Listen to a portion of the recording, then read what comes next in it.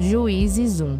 A derrota de Adoni-Bezeque. Depois que Josué morreu, o povo de Israel perguntou a Deus o Senhor: qual das nossas tribos vai ser a primeira a atacar os cananeus?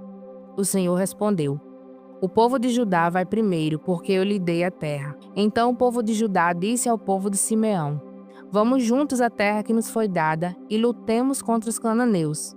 Depois iremos juntos à terra que for dada a vocês. Assim as tribos de Simeão e de Judá foram guerrear juntas, e o Senhor Deus lhe deu a vitória sobre os cananeus e os perizeus.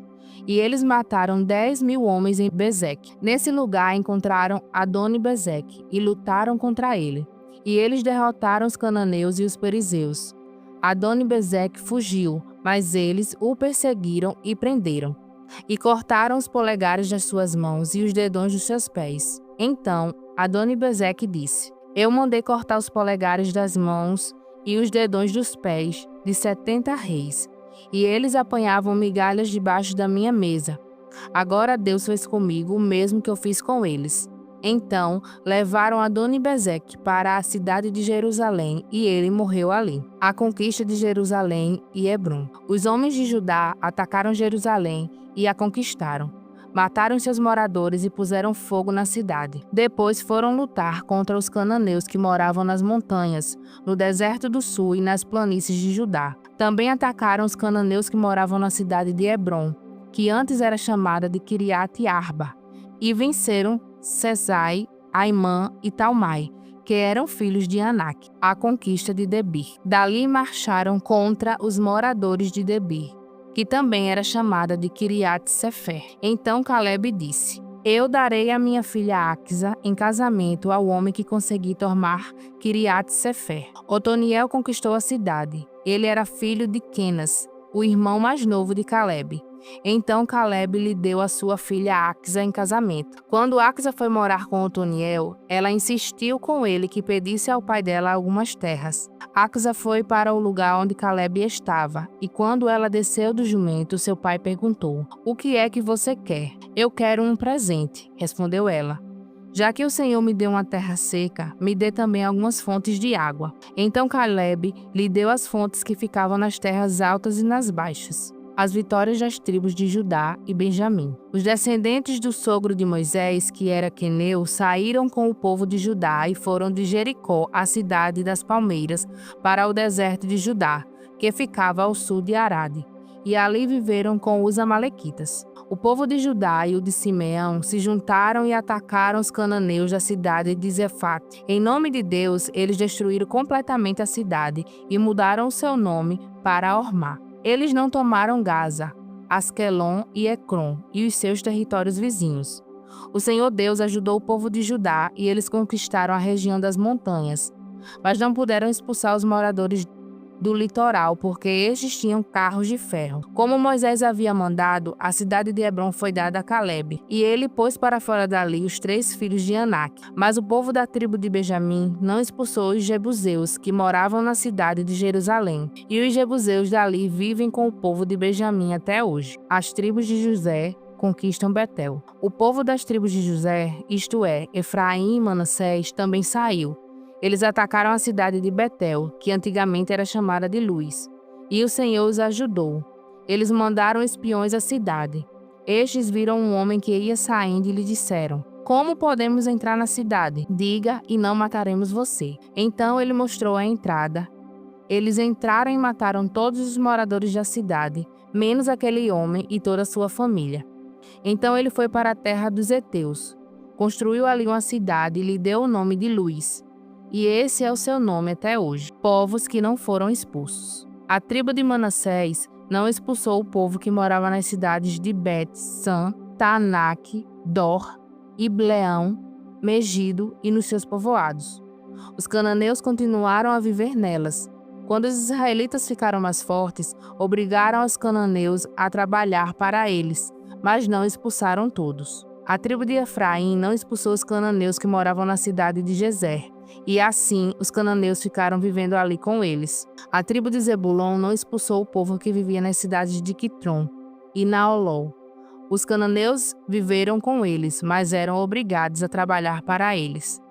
A tribo de Azer não expulsou o povo que vivia nas cidades de Aco, Sidom, Alabe, Axibe, Elba, Afeca e Reobe. O povo de Azer viveu com os cananeus que moravam ali, pois eles não tinham sido expulsos. A tribo de Naphtali não expulsou o povo que morava nas cidades de Bet-Semes e Bet-Anat. Os cananeus viveram com o povo de Naphtali, mas eram obrigados a trabalhar para eles. Os amorreus forçaram a tribo de Dan a se retirar para as montanhas e não os deixavam descer ao vale. Os amorreus ficaram vivendo nas montanhas de Eres, em Aijalon e em Salabim, mas o povo da tribo de José os dominou e os forçou a trabalhar para eles. As terras dos amorreus começavam na subida do Escorpião em Sela e iam na direção norte. Jó 33. Por isso, Jó, escutem as minhas palavras e preste atenção em tudo que eu vou dizer. Estou pronto para começar e vou falar o que penso. Darei a minha opinião com franqueza. As minhas palavras serão sinceras, vindas do coração, pois foi o Espírito de Deus que me fez e é o sopro do Todo-Poderoso que me dá vida. Responda-me se for capaz. Prepare-se para discutir comigo. Para Deus, você e eu somos iguais. Eu também fui formado do barro, por isso não tenho medo de mim. A minha intenção não é esmagar você. Creio que ouvi você dizer o seguinte: não sou culpado, não fiz nada de errado, estou inocente, não cometi nenhum pecado. É Deus quem inventa motivos para me atacar. Ele me ataca como se eu fosse um inimigo. Ele amarrou os meus pés com correntes e fica vigiando tudo que eu faço. Mas eu lhe digo que você não tem razão, pois Deus é maior do que as criaturas humanas. Por que você acusa Deus, afirmando que Ele não dá atenção às nossas queixas? Deus fala de várias maneiras, porém, nós não lhe damos atenção. De noite, na cama, quando dormimos, um sono profundo, Ele fala por meio de sonhos ou de visões. Deus fala aos nossos ouvidos, e os seus avisos nos enchem de medo. Ele fala com a gente para que deixemos de pecar e para que não nos tornemos orgulhosos. Assim, Ele nos livra da morte e não deixa que nos joguem na sepultura. Outras vezes, Deus castiga com doenças e com fortes dores que não passam. O doente perde o apetite e não quer nem ver as comidas mais gostosas. Ele emagrece, vai se acabando e, no fim, vira pele e osso. Ele está à porta da morte, logo será levado para a sepultura. Pode ser que ele venha a ser socorrido por um anjo, um dos milhares de anjos de Deus, que ensinam a gente a fazer o que é certo. O anjo terá pena dele e pedirá a Deus: solta-o. Ele não deve descer ao mundo dos mortos. Aqui está o pagamento do seu resgate. Então, ele terá saúde novamente e o seu corpo será forte como era na juventude. Quando orar, Deus o atenderá. Ele o adorará com alegria e Deus o aceitará de novo como um homem direito. Ele dirá a todos: pequei, cometi injustiça, mas Deus não me castigou. Ele me salvou da morte, eu ainda posso ver a luz. Deus fez tudo isso com a gente e fez várias vezes. Ele não deixa que morramos e assim continuamos a ser iluminados pela luz da vida. Agora, Jó, escute com atenção. Fique calado, pois vou falar. Se você tem alguma coisa a dizer, responda, pois eu gostaria de lhe dar razão. Se não, fique calado e escute, que eu lhe ensinarei como ser sábio. Atos 15, versículo 22.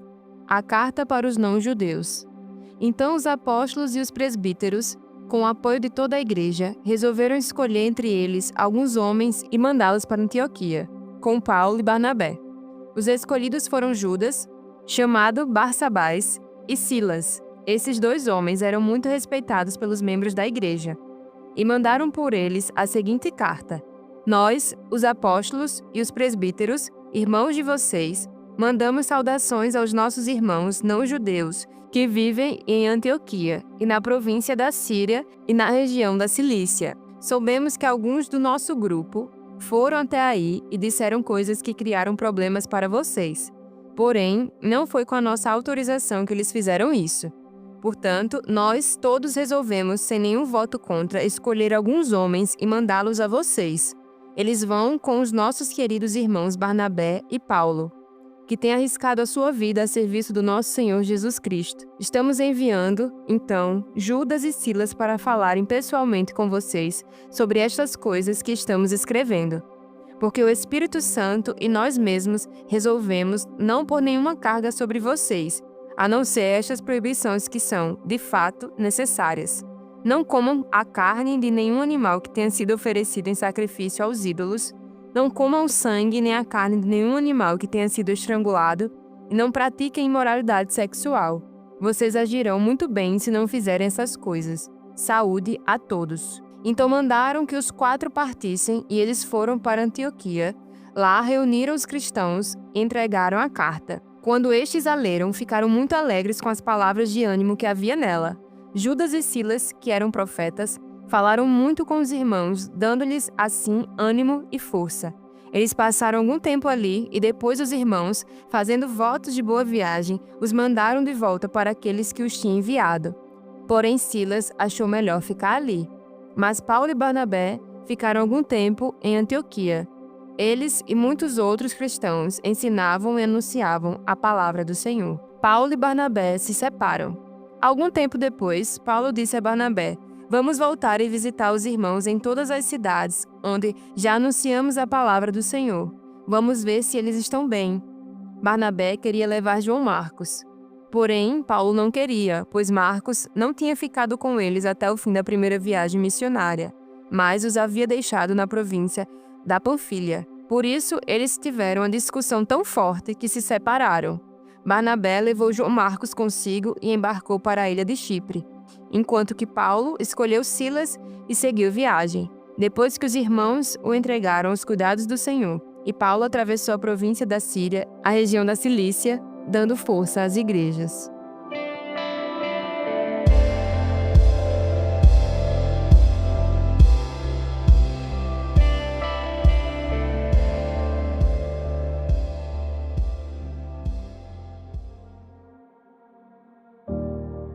Para finalizar o devocional de hoje, oremos. Senhor, nosso Deus e eterno Pai, te agradecemos, Senhor, por mais um devocional, por mais uma palavra, Senhor, aos nossos corações.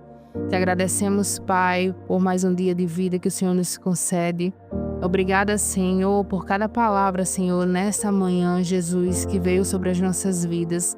Nos protege, nos livra, nos guarda e nos dá um dia debaixo da Tua graça e misericórdia. É assim que nós oramos e te agradecemos, em nome do Senhor Jesus. Amém.